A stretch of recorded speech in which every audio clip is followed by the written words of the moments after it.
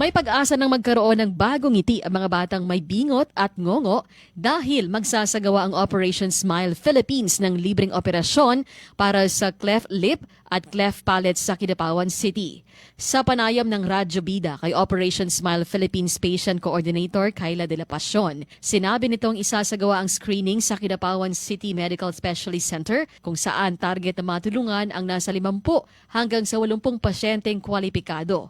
Sa ngayon, nasa 42 na ang certified patients. Ngunit pwede pa itong madagdagan matapos ang medical screening. Para sa cleft lip, kailangan hindi bababa sa 6 na buwan ang edad at may timbang na 8 kilos pataas, habang ang cleft palate naman ay nasa edad 1 hanggang sa 12 years old. Magsisimula ang operasyon sa August 17 hanggang 20.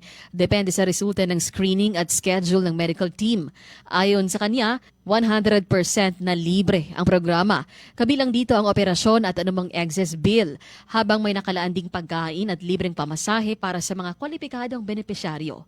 Hinihikayat naman ang mga magulang at kaanak na dalhin sa screening ang PhilHealth documents, birth certificate, valid IDs at mga dating medical record at samantalahin ang pagkakataong makapagrehistro para sa libreng operasyon. So walang ilalabas talaga ng nipis, ang duling yung mga pasyente natin.